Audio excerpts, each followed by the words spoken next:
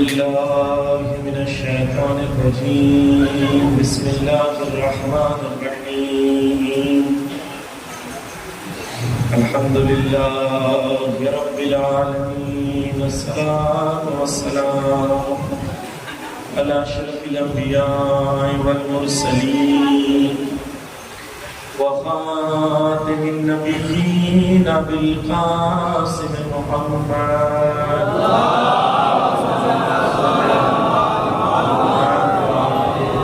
وعلى أهل بيت الطيبين الطاهرين المظلومين المعصومين ولعن الله ولا أعدائهم أجمعين. أما بعد قال رسول الله صلى الله عليه وآله وسلم إن لقتل الحسين حرارة في قلوب المؤمنين لا تبردوا أبدا. صلوات على محمد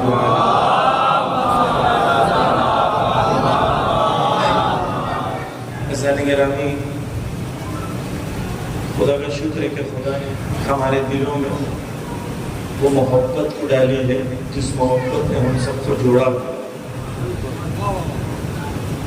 دیکھیں آپ آج دور میں کیلکٹا سے کتنے دور ایک جگہ جمع ہے اور آپ کے دل میں وہی محبت امام حسین کی ہے جو اس وقت عراق میں کربلا میں جو لوگ بیٹھے ہیں ان کے دلوں میں. اور یہ محبت جو ہے یہ نعمت خدا ہے کہ امام حسین علیہ السلام کی محبت کو خدا نے توجہ کیجیے گا کہ ہمارے وسیلے سے، آپ کے وسیلے سے اس منطقے میں خدا نے آپ کو چنا ہے جن کے ذریعے سے امام حسین علیہ السلام کی محبت اور ان کے پیغام کو اس منطقے میں زندہ کرنا. یہ خدا کی طرف سے ایک بڑی نعمت ہے جو خدا نے ہمیں عطا کی ہے. اس نعمت کو بچانا اور اس نعمت کو زندہ رکھنا ہم سب کی ذمہ داری ہے. عزیزان گرامی، حدیث ہے معصوم کی کہ رسول فرماتے ہیں کہ اگر خدا کسی کے لیے خیر چاہتا ہے تو اس کے دل میں کیا کرتا ہے؟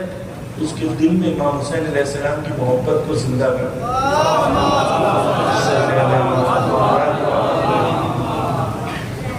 تو امام حسین کی محبت اللہ کی طرف سے خیر ہے جو ہمارے دلوں میں زندہ ہے. اور کبھی سوچئے گا، واقعی یہ معجزہ ہے کہ اگر ہمارے کوئی رشتہ دار بھی مر جاتا ہے، کسی کا باپ مر جاتا ہے، تو انسان 1-2 سال ہوتا ہے، لیکن پھر اس کے بعد مرثی جب ہوتی ہے تو خود اپنے سگے باپ کے لیے بھی اس کی آنکھوں سے آنسو نہیں جاتا. لیکن امام حسین کی محبت 14 صدیاں ہونے کے باوجود بھی ہم ایسے روتے ہیں جیسے کہ کل امام حسین شہید. یہ کیسے ہوتا ہے؟ کیونکہ خدا نے اس محبت کو ہمارے دلوں میں زندہ کیا.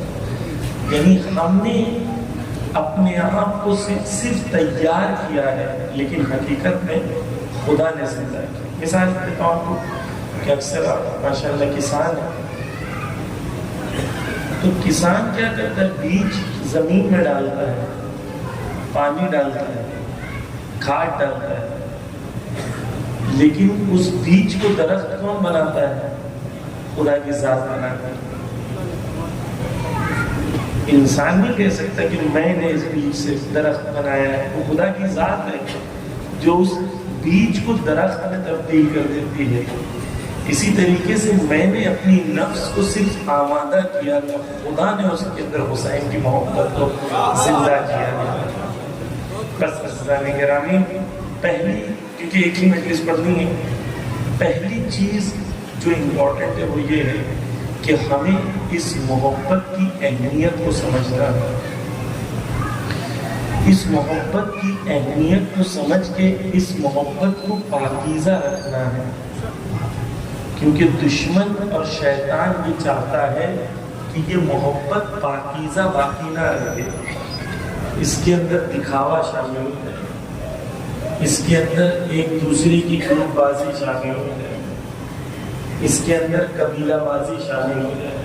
یہ شیطان کی طرف سے لیکن اگر ہم نے اس محبت کو پاکیزہ رکھ سکے تو واقعی روز قیامت سب سے بڑی چیز جو ہمارے پاس خدا کے سامنے پیش کرنے کی ہوگی وہی ہمارے دلوں میں امام حسین علیہ السلام کی محبت.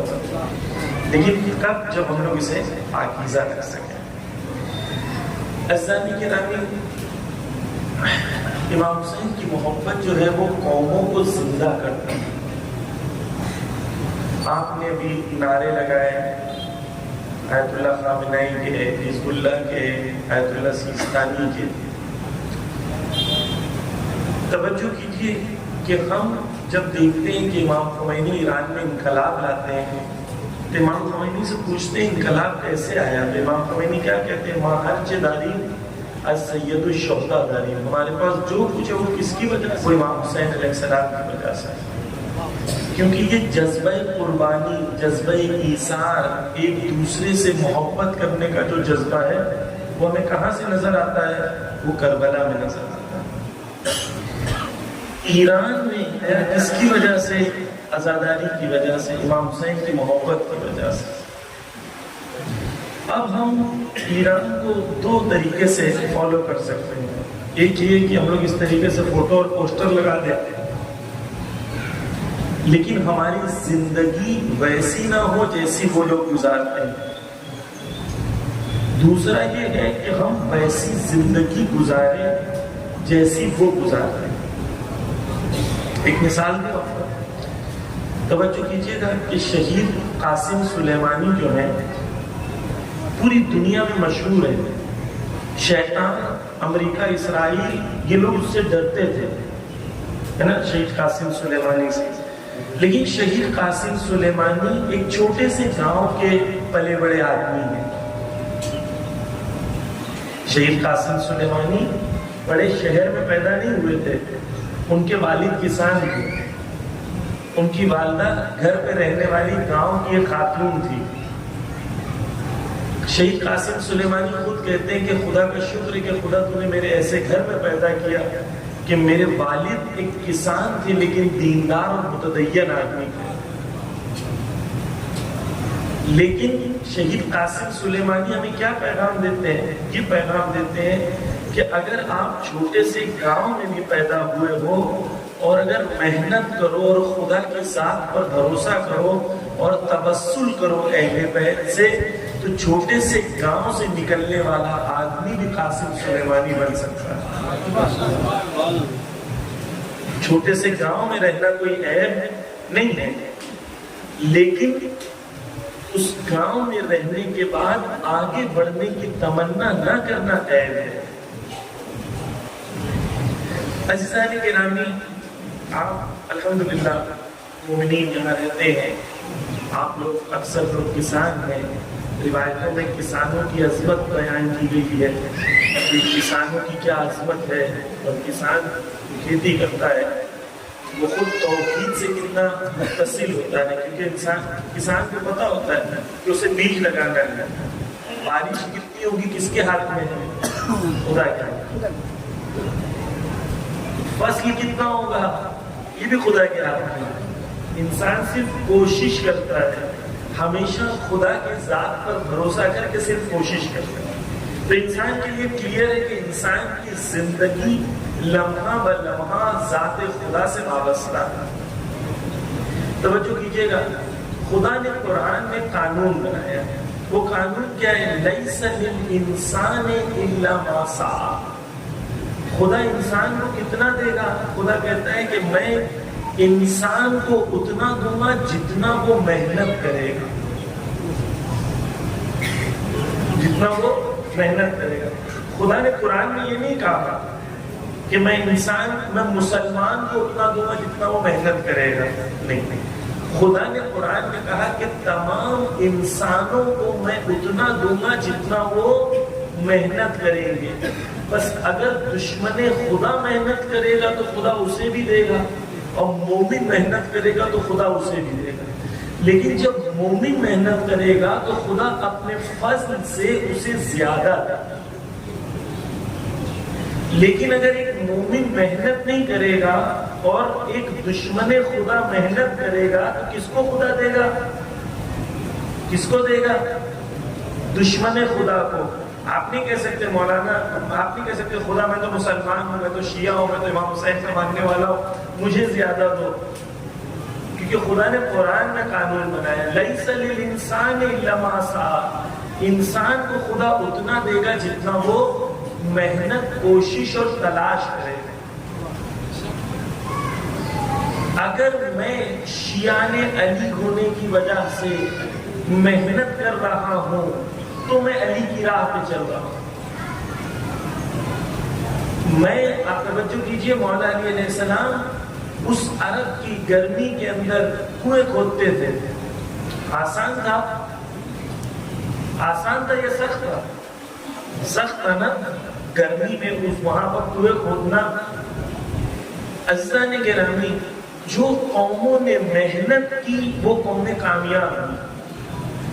ایران میں آج سے 30 سال 35 سال پہلے ایران میں جب انقلاب آیا تھا تو باؤنڈریز جو ان کی تھی، وہاں پر جو خاردار جو بارڈرز لگاتے ہیں وہ بھی ایران کے پاس خود کا نہیں تھا.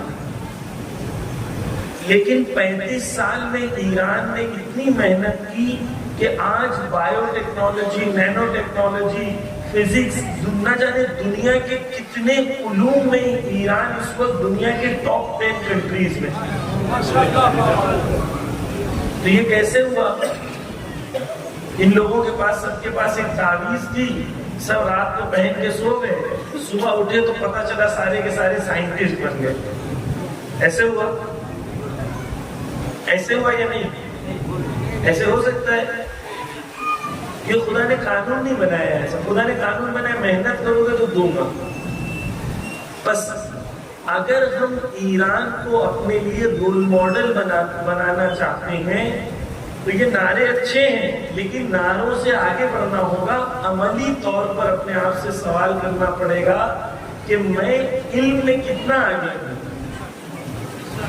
میں دن میں کتنا گھنٹہ محنت کرتا ہوں، میں کتنا اپنے وقت کا صحیح استعمال کرتا ہوں اور کتنا اپنے وقت کو ضائع کرتا ہوں. ساتویں امام موسیٰ کاظم علیہ السلام فرماتے ہیں،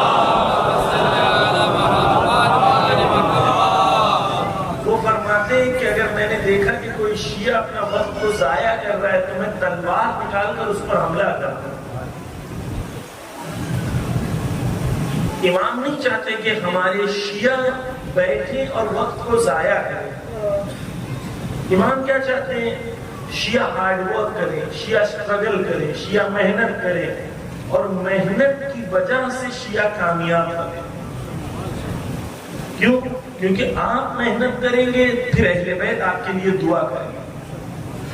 لیکن اگر آپ محنت نہیں کریں گے تو کیسے ہم آگے بڑھیں گے؟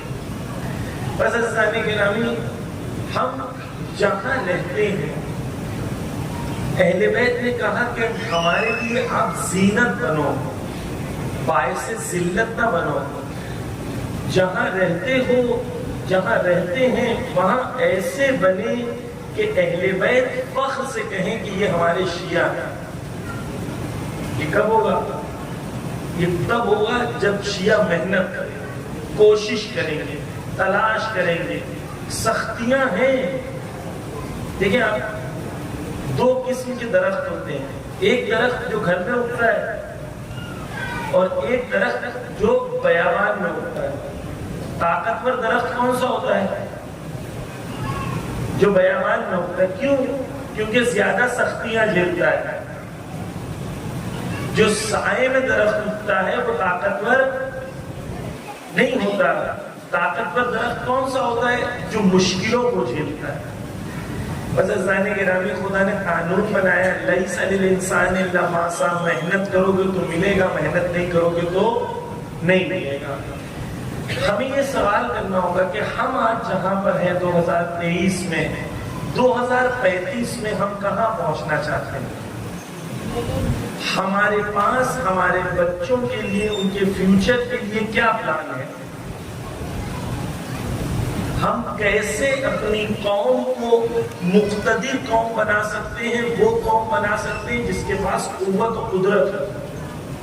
مولا علی کیا کہتے ہیں؟ مولا علی نہج البلاغہ میں کہتے ہیں، طالب نہج البلاغہ میں مولا علی کہتے ہیں علم سلطان، علم قدرت، طاقت، من وجدہ سال علیہ، جس نے علم کو حاصل کیا وہ قدرت کو حاصل کرے، وَلَمْ يَجِدْهُ، اور جس نے علم کو حاصل نہیں کیا وہ کیا کرے گا؟ وہ مغلوب ہوگا، دوسرے اس پر غالب ہوں گے۔ یعنی دو قسمت، دو طریقے ہیں۔ ایک مولا علی علیہ السلام بتا رہے ہو علم آپ کے پاس ہے تو آپ قدرت مند بنو گے، علم آپ کے پاس نہیں ہے تو دوسرے قدرت مند بنیں گے، آپ کو ہمیشہ ان کی قدرت کے اندر مغلوب رہنا ہے۔ تو اگر آج ہمارے پاس علم نہیں ہے تو ہمارے پاس قدرت نہیں ہے، جب ہمارے پاس قدرت نہیں ہوگی تب ہم نیک کام نہیں کر پائیں گے، اچھائیاں نہیں کر پائیں گے، عدل و انصاف کے لیے کوشش نہیں کر پائیں گے۔ کیوں؟ کیونکہ ہمارے پاس قدرت نہیں ہے، ہم ضعیف ہیں، ہم کمزور ہیں۔ اور اگر ہم چاہتے ہیں کہ ہم وقت کے امام کے لیے خود کو تیار کریں تو سب سے پہلی چیز مومن کو یہ کرنا چاہیے کہ مومن جہاں رہ رہا ہے، جس حال میں رہ رہا ہے، وہ قدرت کو اپنے اختیار میں حاصل کرنے کی کوشش کرے تاکہ وہ سچائی کی راہ میں اس قدرت کو استعمال کر سکے۔ بس عزیزان گرامی، جوانوں سے میں یہی پیغام دوں گا۔ کیا پیغام؟ کہ محنت کرو، آگے بڑھو ہر فیلڈ میں۔ آپ کسان ہیں، آپ دیکھو کہ دنیا میں ٹیکنالوجی اس وقت کس چیز کی ٹیکنالوجی اویلیبل ہے کہ جس کو استعمال کر کے آپ اپنے منطقے میں وہ ٹیکنالوجی کو استعمال کر کے آپ آگے بڑھ سکتے ہیں۔ اگر آپ علم میں ہو تو آپ علم کے میدان میں اپنی سوسائٹی میں، اپنے گاؤں میں ایسی فیسلٹیز کو ارینج کرو کہ جو فیسلٹیز کی بنیاد کے اوپر آپ اپنی قوم کو آگے بڑھا سکتے ہیں۔ یہ اہم ہے کہ ہم اپنے آپ کو اس مجدار میں لے کے جائیں جہاں پر قوم کی ترقی، قوم کا مستقبل جو ہے وہ بن سکے۔ عزیزان گرامی، یو پی میں ایک گاؤں ہے جونپور کے پاس، اس گاؤں میں ایک گاؤں سے 47 IAS آفیسر ہیں، 47 IAS آفیسر ایک چھوٹے سے گاؤں سے۔ یعنی وہ گاؤں کے اندر سڑک بھی صحیح سے نہیں بنی ہوئی ہے، لیکن وہ گاؤں میں کمپٹیشن ہے، ہر انسان، ہر گھر والا یہ سوچتا ہے کہ مجھے میرے بچے کو وہاں تک پہنچانا ہے۔ مولانا یہ کیسے پاسبل ہے؟ ہم گاؤں میں رہتے ہیں، یہاں پہ بنگالی لینگویج اسکول ہے، گورنمنٹ اسکول ہے، ہمارے پاس اچھی اسکول نہیں ہے۔ ہر چیز پاسبل ہے جو لوگ محنت کرنا جانتے ہیں۔ IPL کس نے جیتا تھا یہ سال؟ کس نے جیتا تھا پتا ہے؟ نہیں پتا آپ لوگ کو؟ ہاں، چنئی نے۔ کون سی بال پہ IPL کا لاسٹ بال پہ کیا ہوا تھا؟ سب کو پتا ہے؟ کیوں؟ کیونکہ ہم کو IPL میں انٹرسٹ ہے، اس لیے ہم نے معلوم کیا کہ IPL میں کیا ہوا۔ لیکن ہم انڈیا میں میڈیکل میں پہنچنے کے لیے جو ایگزامز دینے ہوتے ہیں نیٹ کے، وہ کب ہوتے ہیں ہم کو پتا ہے؟ نہیں پتا۔ کیوں نہیں پتا ہے؟ کیونکہ ہم کو انٹرسٹ نہیں ہے۔ جس طریقے سے IPL کی انفارمیشن اویلیبل ہے اسی طریقے سے نیٹ کی بھی انفارمیشن اویلیبل ہے انٹرنیٹ پہ، یوٹیوب پہ۔ کشمیر میں ایک لڑکی ہے، وہ لڑکی نے 6 مہینہ صرف یوٹیوب پہ پڑھائی کر کے انڈیا کا میڈیکل ایگزام پاس کر دیا۔ ہم وہی یوٹیوب پہ کیا دیکھتے ہیں؟ تارک مہتا کا الٹا چشمہ۔ ہم بھی وہی یوٹیوب پہ رہتے ہیں، لیکن ہم اسی یوٹیوب کو کس لیے استعمال کر رہے ہیں؟ صرف ٹائم پاس اور انٹرٹینمنٹ کے لیے۔ کیوں؟ کیونکہ ہمیں انٹرسٹ نہیں ہے آگے بڑھنے کا، ہمیں ڈریمز نہیں دکھائے گئے، ہمیں وہ امید نہیں دلائی گئی، ہمارے بچوں کو وہ خواب نہیں دکھائے گئے۔ APJ عبد الکلام ایک آدمی ہے، ان کے والد کیا کام کرتے تھے آپ جانتے ہیں؟ چھوٹے سے گاؤں میں ناؤ چلاتا تھا۔ APJ عبد الکلام صبح اٹھ کے نیوز پیپر گھر پہ بانٹتے تھے، اور وہ نیوز پیپر جب اسٹوڈنٹ تھے اسکول میں، اس نیوز پیپر سے کمائے ہوئے پیسے بانٹنے کے اس سے فیس بھرتے تھے. لیکن محنت کی وجہ سے کہاں پہنچ گئے؟ انڈیا کے پریزیڈنٹ بن گئے، نیوکلیئر سائنٹسٹ بن گئے. آج ہزاروں کی تعداد میں، لاکھوں کی تعداد میں ایسے بچے موجود ہیں جو سختیوں کے باوجود جنہوں نے محنت کی اور کامیاب ہوئے. تو ہم یہ کہنا بند کر دیں کہ ہمارے پاس مولانا ریسورسز نہیں ہے. آج انٹرنیٹ پہ تمام وہ چیزیں اویلیبل ہیں جس سے ایک بچہ علم حاصل کرنا چاہتا ہے. مثال کے طور پر پہلے اچھے ٹیچر سے پڑھنا بہت ڈیفیکلٹ تھا. اب چھوٹے سے گاؤں میں رہتے ہیں تو اچھا ٹیچر آپ کو کہاں سے ملے گا؟ اب آپ انٹرنیٹ پہ جائیں، آپ کو انٹرنیٹ پہ مثال کے طور پر 8ویں کے بیسٹ ٹیچرز انڈیا میں جو ہیں وہ آپ کو تمام درس پڑھاتے ہوئے کے ویڈیوز مل جائیں گے. فزکس کے مل جائیں گے، کیمسٹری کے مل جائیں گے، میتھس کے مل جائیں گے. سال کے 3000 روپے کے پیکیجز ہوتے ہیں کہ جس کے اندر 3000 روپے پورے سال کا بھرو، آپ کو انڈیا کے بیسٹ ٹیچرز جو آپ کو کلاس مل جائے گی آن لائن پڑھاتے ہوئے. آج کے زمانے میں ہم ایکسکیوزز نہیں دے سکتے کہ ہمیں نہیں پتا تھا. کیوں؟ ہمیں اس لیے نہیں پتا ہے کہ ہمیں IPL پتا ہے، دوسری چیزیں نہیں پتا ہے. شاہ رخ خان کی اگلی فلم کون سی آنے والی ہے آپ کو پتا ہے؟ جوانوں کو پتا ہے نا. کیوں پتا ہے؟ کیونکہ انٹرسٹ ہے. کیوں اسلامی گرامی ہم لوگوں نے اپنی زندگی کے اندر سیریسنس نہیں رکھی؟ کیوں سیریسنس نہیں رکھی؟ کیونکہ ہمیں لگتا ہے جو ہے جیسا ہے ٹھیک ہے، چل رہا ہے ٹھیک ہے. کیوں ٹھیک ہے؟ ہمارے بچوں کے اندر وہ امید ہونا چاہیے کہ ہم اس قوم کے تقدیر کو بدلیں گے، ہم اس قوم کے شہید قاسم سلیمانی بنیں گے. شہید قاسم سلیمانی کا فوٹو لگانا اچھا ہے، لیکن شہید قاسم سلیمانی کی طرح بننا حقیقت. توجہ کیجئے کہ ایک نیوکلیئر سائنٹسٹ ہے ایران میں، شہید احمدی روشن نام تھا. شہید احمدی روشن تھے، وہ اتنا علم میں آگے تھے کہ 5 کنٹریز نے ان کو ڈائریکٹ پاسپورٹ کا آفر کیا تھا. کہا تھا ایران چھوڑ دو، آپ ہماری کنٹری میں آ جاؤ، ہم آپ کو ڈائریکٹ پاسپورٹ دیں گے. لیکن انہوں نے شہادت کو قبول کیا، محنت کی.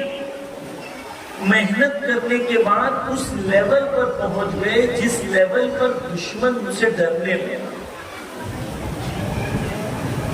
ہم ہمیشہ مصائب میں سنتے ہیں، کیا سنتے ہیں کہ حضرت عباس علیہ السلام جب تک زندہ تھے تو حضرت عباس کی وجہ سے اہل حرم آرام سے سو رہے تھے اور دشمن ڈر رہے تھے، ہے نا؟ یعنی کیا اس سے مجھے کیا پیغام ملتا ہے؟ پیغام یہ ملتا ہے کہ ہر شیعہ جوان اپنے آپ کو حضرت عباس کی طرح بنائے، کہ اتنا قدرت مند بن جائے وہ کہ جتنے مظلوم ہیں آپ کے وجود کی وجہ سے وہ اطمینان اور سکون محسوس کریں، اور جتنے دشمن خدا ہیں وہ آپ سے ڈرے.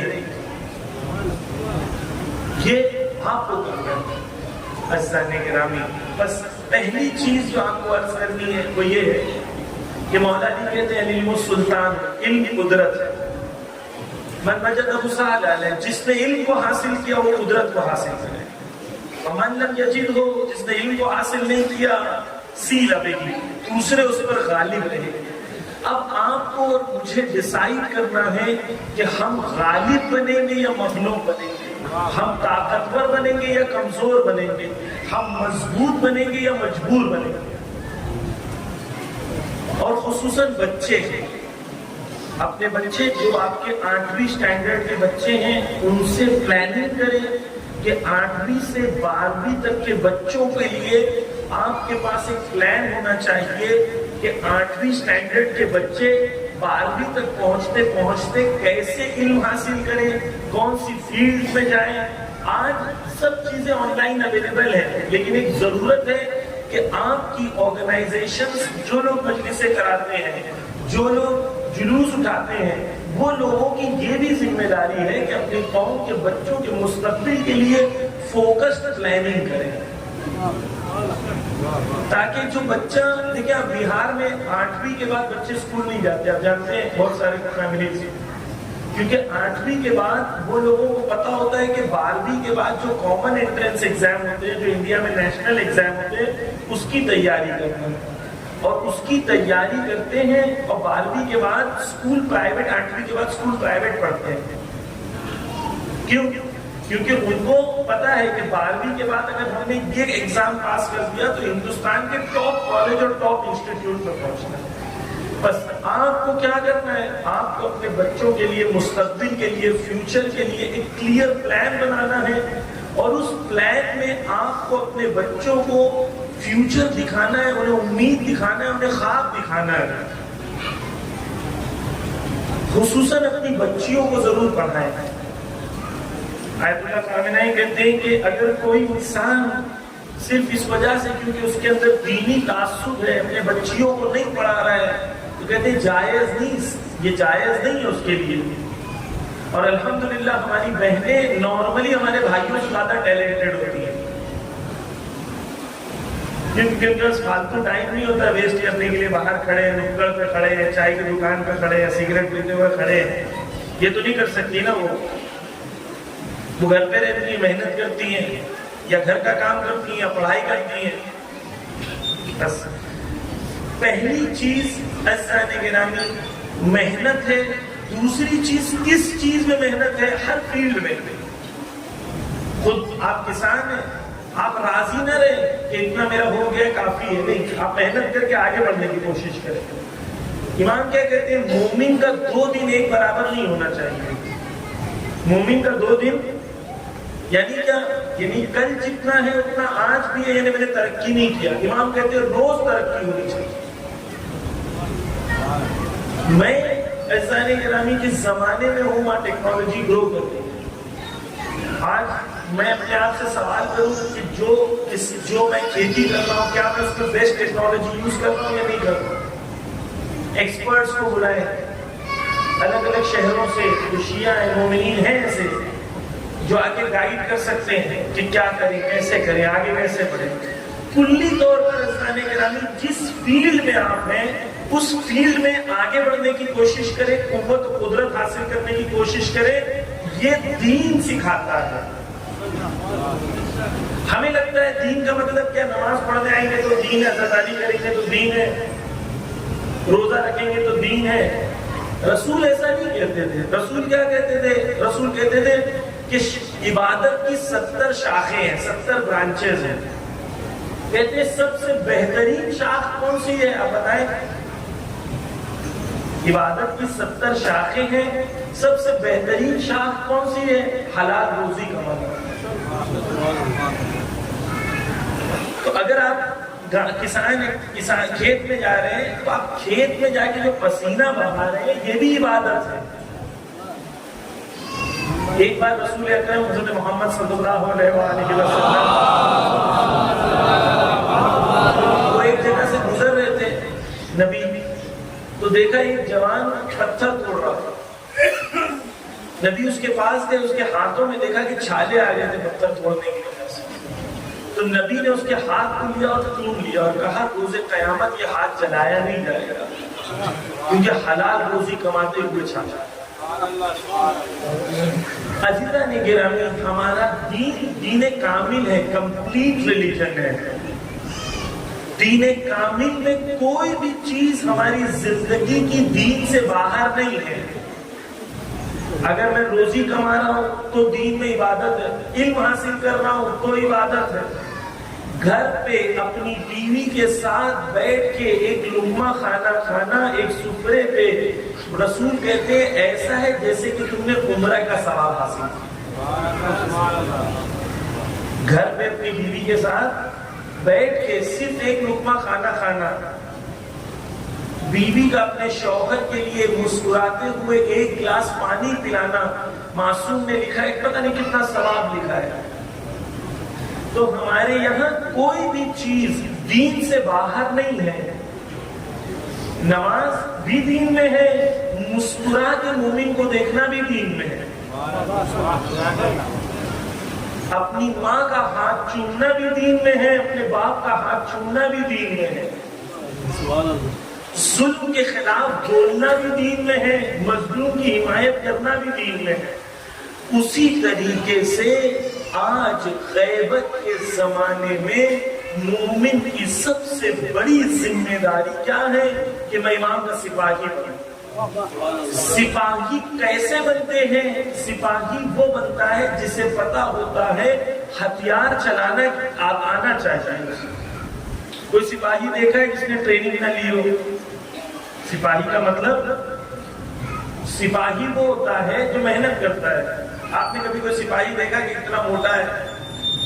دیکھا ہے؟ اور سپاہی دیکھا کہ رات دیر سے سو رہا ہے، صبح 12 بجے سو کے اٹھ رہا ہے؟ دیکھا ہے آپ نے سپاہی؟ سپاہی کا مطلب ایک روٹین ہے اس کے پاس۔ سپاہی کا مطلب یہ ہے کہ اسے پتا ہے کہ مجھے قوت و قدرت حاصل کرنا ہے تاکہ میں دشمن کا مقابلہ کر سکوں۔ اگر دشمن جو فیلڈ میں بھی آگے، وہ سپاہی اس فیلڈ میں آگے بڑھے تاکہ دشمن کا مقابلہ کر سکے۔ یہ نہیں ہو سکتا کہ دشمن میزائل مارے اور آپ بلیڈ سے لڑائی کریں گے کہ میں بلیڈ سے لڑائی کروں گا۔ لڑ سکتے ہیں۔ ایران بولتا کہ میں دعا پڑھوں گا، یا اللہ بسم اللہ الرحمن الرحیم، سب لوگ کھڑے ہو جاؤ آمین بولنا، ایسے ایران لڑائی کر رہے ہیں۔ بسم اللہ بول کے بٹن دباتے ہیں لیکن اس کے پہلے محنت کرتے ہیں۔ ہمیں محنت کرنی ہے۔ ایران کو فالو کرنے کا مطلب کیا ہے؟ عزیزان گرامی، حزب اللہ ٹوٹل 50 لاکھ لوگ ہیں، لبنان میں شیعہ 50 لاکھ ہیں، ہم ہندوستان میں 2 کروڑ 7 کروڑ 6 کروڑ الگ الگ فگر سمجھ 6 کروڑ ہیں۔ وہ 50 لاکھ شیعہ کتنے طاقتور ہیں، ہم 2 کروڑ ہونے کے بعد کتنے کمزور ہیں؟ کیوں؟ کیونکہ انہوں نے محنت کی۔ ہمیں ایران کو فالو کرنا ہے، مطلب کیا؟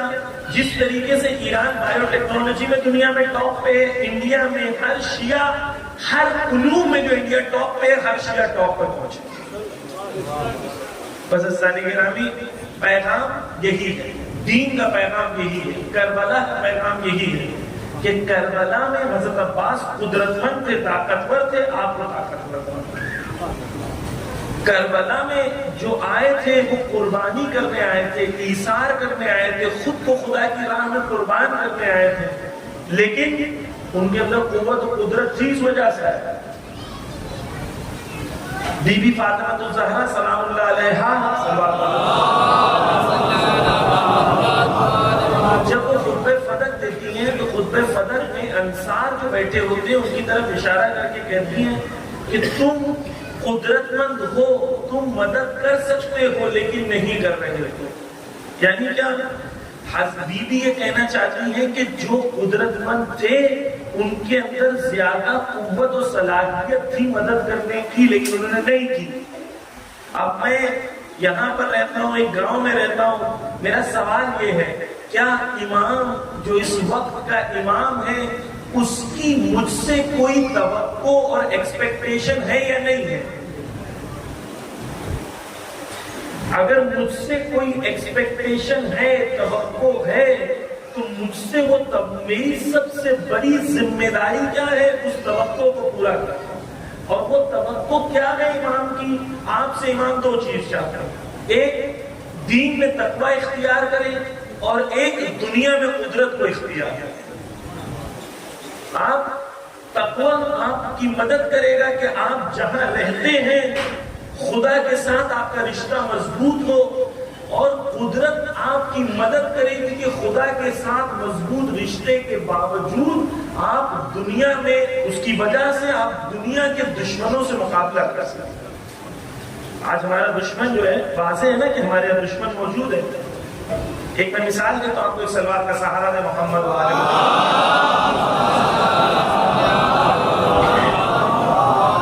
ایران میں ایک بار آیت اللہ خامنہئی کے ساتھ کچھ انجینئرز پہنچے اور کچھ انجینئرز نے آ کے کہا کہ دیکھو وہاں پر جو ہے جرمنی کے انجینئر آئے تھے، ہم سے پوچھا کہ ایران کی کیا حالت ہے، تو انہوں نے کہا کہ ہم بائیو ٹیکنالوجی میں یہ نمبر پر ہے، نینو ٹیکنالوجی میں یہ ہے، نیوکلیئر فزکس میں یہاں پہنچ گئے ہیں، نیوکلیئر انرجی میں یہاں پہنچ گئے۔ تعریف کرنے لگے تو انہوں نے آخر میں ہم سے کہا کہ دیکھو آپ کے اوپر سینکشنز لگے تو آپ اتنا آگے بڑھ گئے، سوچو سینکشنز نہیں لگے ہوتے تو آپ کیا کرتے؟ آپ اتنا آگے بڑھ گئے کیونکہ سینکشنز، اگر سوچو سینکشنز نہیں ہوتے تو کیا کرتے ہیں؟ آیت اللہ خامنہئی مسکرا کے بولتے ہیں کہ کچھ نہیں کرتے۔ کیوں؟ اس لیے بولتے ہیں کیوں نہیں کر سکتے، کچھ نہیں کر سکتے، کیونکہ آیت اللہ خامنہئی جانتے ہیں کہ کسی بھی قوم کی ترقی کے لیے اس کا ایک زندہ دشمن کا ہونا بہت ضروری ہے، کیونکہ وہ دشمن آپ کو تحریک کرتا ہے کہ آپ محنت کرو، آگے بڑھو۔ آج دیکھیں جو ہمارے دشمن ہیں، مسلمانوں کے دشمن ہیں، 60 سال ہارتے رہے کہ نہیں الیکشن؟ ہارے نا کہ نہیں ہارے؟ 1947 سے لے کے ہارتے رہے نا کنٹینیو الیکشن، لیکن تھکے نہیں، تھکے محنت کرتے رہے، محنت کرتے رہے، آخر میں جیتے۔ ہم مسلمان محنت نہیں کرنا چاہتے، صرف جیتنا چاہتے ہیں۔ انہوں نے 60 سال محنت کی، ہم 6 سال کی محنت کرنے کو تیار ہیں۔ قانون خدا نے کیا بنایا؟ محنت کرو گے تو جیتو گے۔ ایک دشمن ہمارے سر پر سوار ہے، یہ دشمن کا مقابلہ نعروں سے نہیں ہو سکتا، یہ دشمن کا مقابلہ علم و قدرت سے ہو سکتا۔ نعرے ضروری ہیں لیکن کافی نہیں۔ فضلتان گرامی، آپ لوگوں کے لیے ضروری ہے، ہم سب کے لیے ضروری ہے کہ ہماری قوم محنت کرے۔ الحمدللہ حلال روزی کی طرف آپ لوگ ہیں، اسی طریقے سے اپنی روزی میں پاکیزگی رکھیں، آپس کے رشتوں کو مضبوط کریں، کیونکہ دشمن چاہتا ہے کہ ہم آپس میں نا اتفاقی ہو جائے، بھائی بھائی سے لڑے۔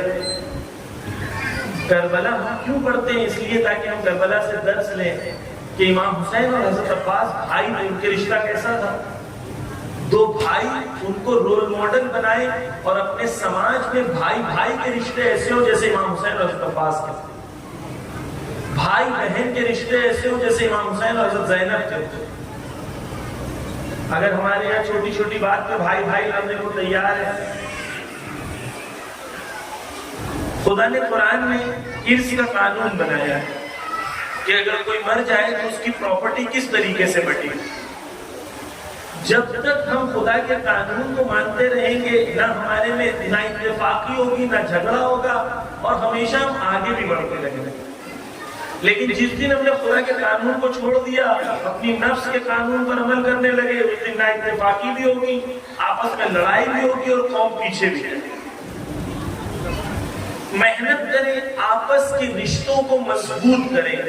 جو آپس کے رشتے ہیں، ایک طریقے سے قرآن میں خدا کیا کہتا ہے؟ اصبروا وصابروا واتقوا اللہ۔ خدا قرآن میں کہتا ہے کہ تم صبر کرو، انڈیویجول طور پر بھی اور مل کے بھی، کلیکٹیو صبر بھی، ایک دوسرے کا ہاتھ پکڑ کے، ایک دوسرے کا ساتھ دے کے آگے بڑھنے کی کوشش کرو۔ اصبروا وصابروا، یعنی سب مل کے صبر کرو، یعنی سب مل کے کوشش و تلاش کرو۔ ان کنتم تفلحون، خدا قرآن میں کہتا ہے اگر کامیاب ہونا چاہتے ہو تو کیا کہتا ہے خدا؟ اصبروا وصابروا ورابطوا واتقوا اللہ۔ صبر کرو، خود بھی، سب مل کے بھی تقوی اختیار کرو، تب جا کے تم کیا کرو گے؟ اور آپس کے رشتوں کو مضبوط کرو، رابطو، اپنے ریلیشنز کو اسٹرانگ کرو۔ بس چھوٹی سی کمیونٹی ہے، اس کے لیے آسان ہوتا ہے آگے بڑھنا۔ کیوں؟ کیونکہ ہر آدمی ایک دوسرے کو جانتا ہے، ہر آدمی ایک دوسرے کی مدد کر سکتا ہے۔ جانتے ہیں کہ ایک بچہ ہے جو پڑھ سکتا ہے، اچھا ٹیلنٹڈ بچہ ہے، سب مل کے اس کو سپورٹ کریں تاکہ وہ آگے جائے۔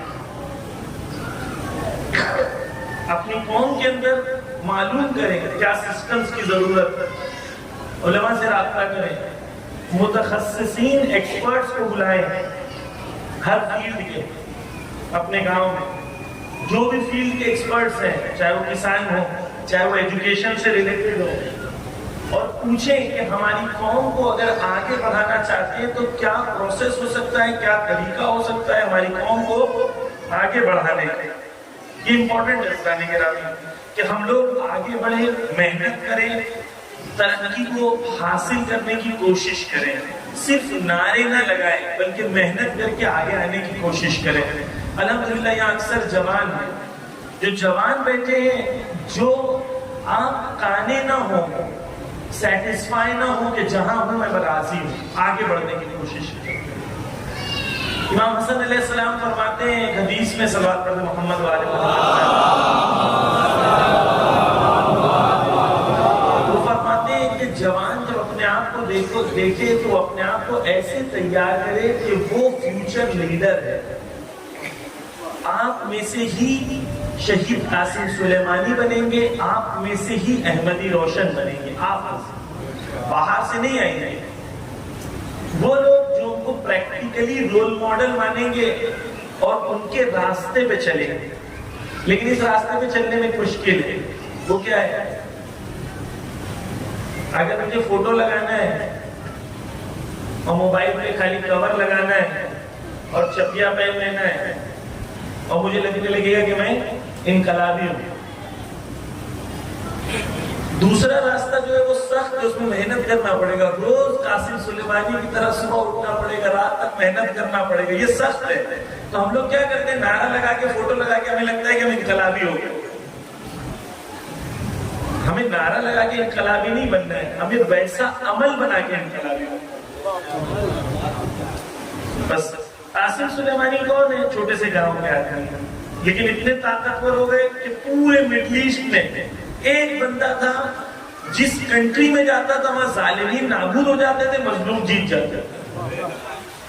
کیسے؟ یہی محبت ہے اہل بیت سے. قاسم سلیمانی ایک بار کہتے ہیں کہ ایک بار ہم لوگ جوانی کا عالم تھا اور پانی ہم لوگوں نے ڈیسائیڈ کیا تھا کہ غواصی کریں گے. دشمن وہاں تھا, دشمن ہم اس طرف تھے, دشمن کو لگا وہاں سے حملہ کریں گے, تو ہم پانی سے پیچھے سے آ کے حملہ کرنا چاہ رہے تھے, غواصی کریں گے. تو جب غواصی کرنے کے لیے ہم سب آمادہ ہوئے پانی میں جانے کے لیے, تو کیا ہوا؟ کہتے پانی میں اس وقت بہت چھلانگ لگ رہی تھی, پانی کے اندر بہت ویوز تھے. جب پانی کے اندر بہت ویوز تھے تو ان کے دوست سے پوچھا کہ کیا کرنا چاہیے. وہ دوست نے کہا کہ کچھ نہیں کرنا چاہیے, پانی میں چھلانگ لگائیں, لیکن یہ یاد رہے کہ جب چھلانگ پانی میں لگائیں تو یا فاطمۃ الزہرا ضرور ہے. ہوا کیا؟ ان لوگوں نے یا فاطمۃ الزہرا کا نام لیا اور چھلانگ لگائی. وہ پانی جو اچھل رہا تھا, ویو پہنچی, وہ پانی تھم گیا. راستے میں جب یہ چلتے تھے تو یہی رمز پیروزی ہے جو قاسم سلیمانی کہتے ہیں کہ ہماری پیروزی کا راز کیا, ہماری کامیابی کا راز کیا ہے؟ یا فاطمۃ الزہرا. جو کام شروع کرتے تھے یا فاطمۃ الزہرا بول کے شروع کرتے, اور بی مدد کرتے. آپ بھی ایسی کریں, آپ بھی اپنی زندگی میں محنت کریں, اہل بیت سے توسل کریں.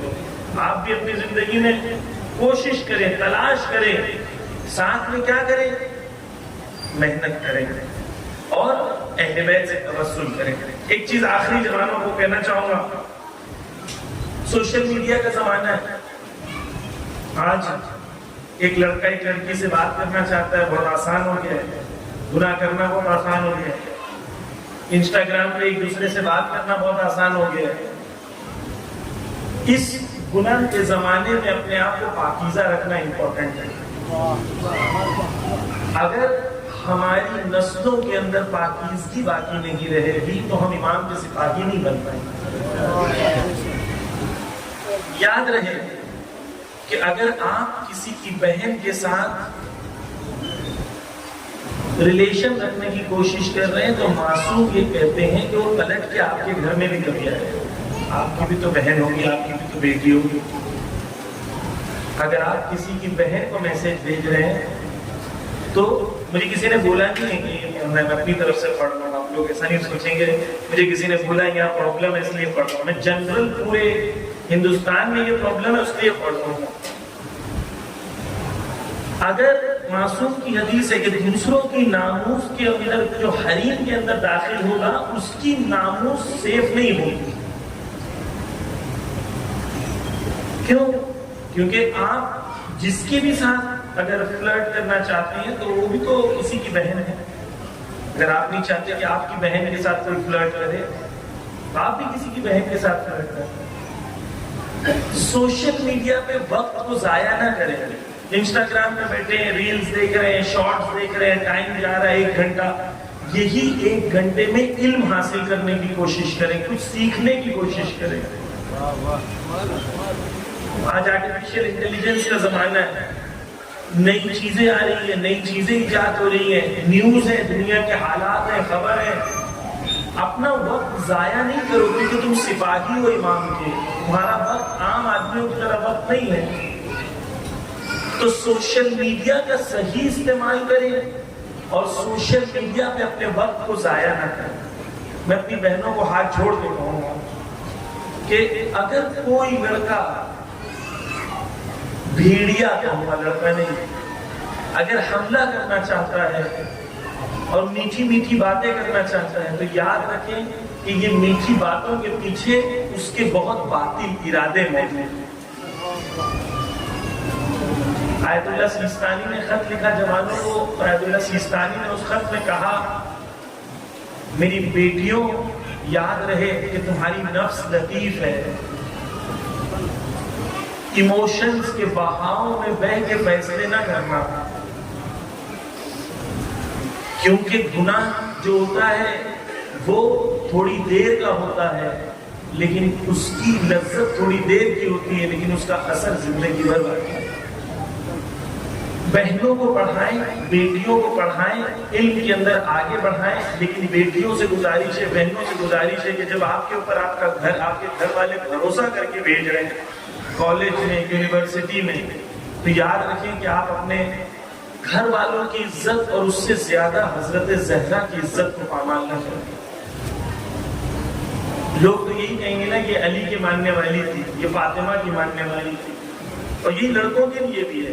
اگر آپ سماج میں گناہ کرتے ہیں تو لوگ کیا کہیں گے؟ یہ لوگ کون ہیں؟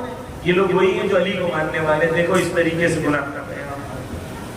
آپ کے ساتھ اہل بیت کا نام جڑا ہوا ہے. آپ نیکی کریں گے ان کے لیے زینت کریں گے، اگر آپ گناہ کریں گے تو ان کے لیے ذلت کریں گے.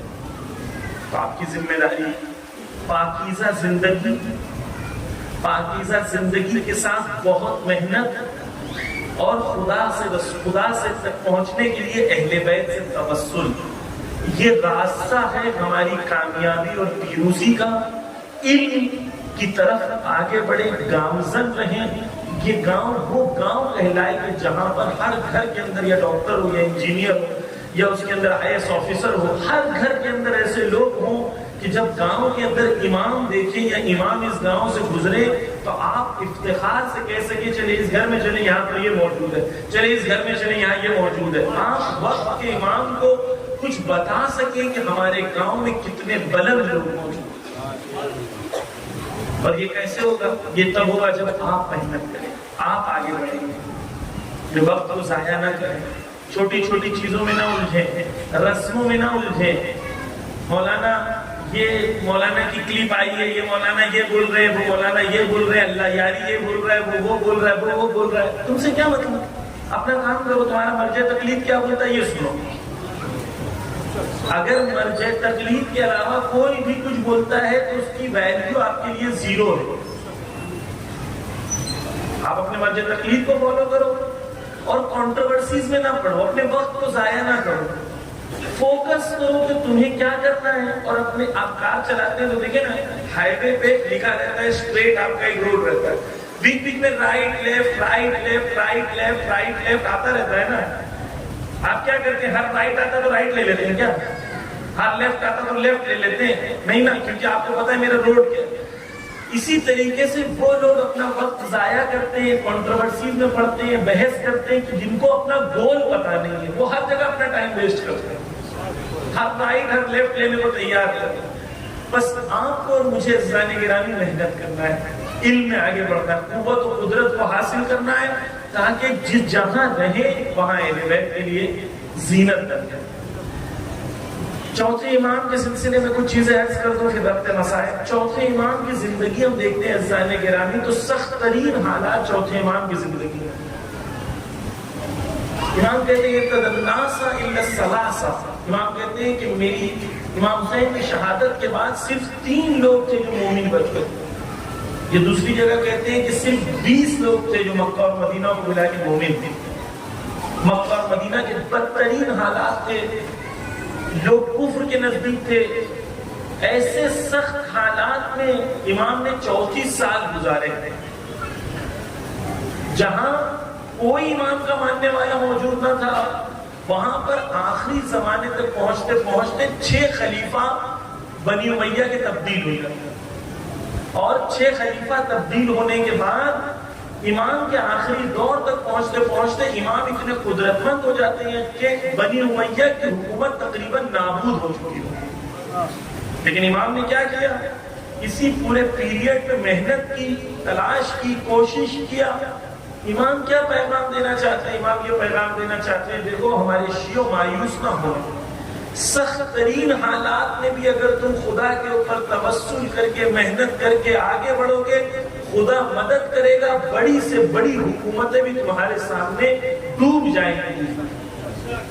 لیکن کب؟ جب تم اسی راہ میں گامزن رہو، اسی راہ میں کوشش کرو، اسی راہ میں محنت کرو، اسی راہ میں آگے بڑھنے کی کوشش کرو۔ اہل بیت سے توسل کریں۔ اہل بیت بہت کریم ہے، بہت کرم کرنے والے۔ امام حسین سے خاص رشتہ بنائیں، کوشش کریں ہفتے میں کم سے کم 1 بار زیارت عاشورہ پڑھیں، اور امام سے دل سے دعا کریں۔ امام سے کہیں امام میں آپ کا سپاہی بننا چاہتا ہوں، آپ میری مدد کریں۔ اہل بیت کے لیے کوشش کریں، تلاش کریں، محنت کریں۔ دیکھیں اہل بیت آپ کی کس طریقے سے مدد کریں گے، آپ سوچ بھی نہیں سکتے کہ یہاں سے بھی مدد ہوگی، اہل بیت وہاں سے مدد کریں گے، لیکن کس کی؟ جو محنت اور تلاش اور کوشش۔ گرامی چوتھے امام کی زندگی بھی ہم دیکھتے ہیں تو یہی دیکھتے ہیں کہ 34 سال سختیوں کے گزرتے ہیں، لیکن امام اپنی راہ میں کوشش اور تلاش کرتے ہیں۔ امام پیچھے نہیں ہے، اسی طریقے سے ہمیں بھی پیچھے نہیں ہے، محنت کرنا ہے، آگے بڑھنا ہے۔ آیت اللہ خامنائی خوش تب ہوں گے جب وہ دیکھیں گے کہ اس گاؤں میں لوگ قدرت مند اور طاقتور ہیں۔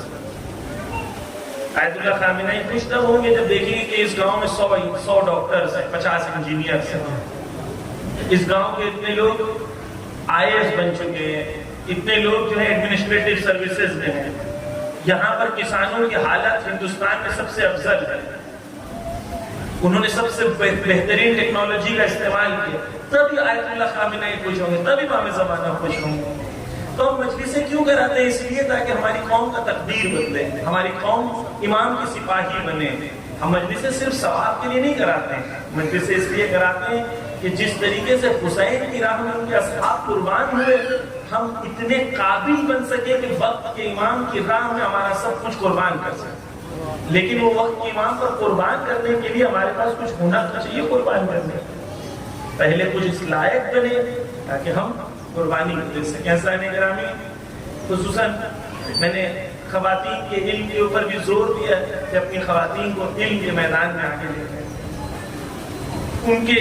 ان کے لیے راستوں کو فراہم کریں کہ وہ بھی علم کو حاصل کریں، کیونکہ ان میں زیادہ ٹیلنٹ ہے۔ پورے ہندوستان میں ٹریول کرتے ہیں ہم یہی دیکھتے ہیں کہ خواتین مردوں سے زیادہ آگے ہر جگہ۔ انشاءاللہ مجھے لگتا ہے آپ کے یہاں بھی ایسے ہی ہوگا، یہ خواتین جو ہے علم کے میدان میں آگے، بس محنت کریں، تھکے نہیں، کوچ مثلا انگلش نہیں آتی ہے ڈرے نہیں، لوکل لینگویج آتی ہے ڈرے نہیں، محنت کریں۔ ہر فیلڈ کے لیے بھی آن لائن چیزیں اویلیبل ہیں، انشاءاللہ بعد میں ایسی آرگنائزیشنز ہوں گی تو ان کے ساتھ ہم رابطے میں رہیں گے، کوشش کریں کہ آپ تک ایکسپرٹس کو پہنچائیں کہ اس حالات میں آپ کیسے اپنے آپ کو ابھار سکتے ہیں، آگے بڑھا سکتے ہیں۔ انشاءاللہ ایسے ایکسپرٹس کو بھی دیکھنے کی کوشش کریں گے۔ عزیزان گرامی، چوتھے امام نے سختیوں کے حالات کو جھیلا، اور چوتھے امام وہ شخصیت ہے کہ ان کی امامت کا دن روز عاشور سے شروع ہوا۔ پہلا دن امام کی امامت کا کیا تھا؟ روز عاشور، جہاں پر آسمان سے خون کی بارش ہو رہی، زمین خون اگل رہا، سب سے پہلا فتویٰ جو امام نے حکم جو دیا، بی بی زینب نے آ کے پوچھا بتاؤ امام جل جائے، امام جل جائیں یا خیمے میں جل جائیں یا باہر آئیں؟ امام نے کہا جان کا بچانا واجب ہے۔ حضرت زینب جیسی پاک خاتون سے کہا کہ باہر آ جائے۔ ارباب راوی لکھتا ہے کہ میں دیکھ رہا تھا کہ ایک بی بی تھی، وہ خیمے میں داخل ہونا چاہتی تھی کیونکہ آگ لگا ہوا تھا، آگے بڑھتی تھی پھر پیچھے، پھر آگے بڑھتی تھی پھر پیچھے آتی۔ ارے ایک بار کیا دیکھا کہ بی بی داخل ہوئی اور ایک جوان کو اپنی پشت پہ لیے خیمے سے باہر لے کر آ رہی ہے۔ ارے زینب کبریٰ، عباس کے بعد تم عباس ہو۔ بزر بابا شام غریبہ آئی، شام غریبہ میں خیمے چلائے گئے، بیویوں سے چادر چھینی گئی۔ چوتھے امام نے سختیوں کو جھیلا۔ ارباب عزت جب پوچھا گیا چوتھے امام سے بتاؤ کہ سب سے سخت منزل کیا تھی، تو کہا شام شام شام۔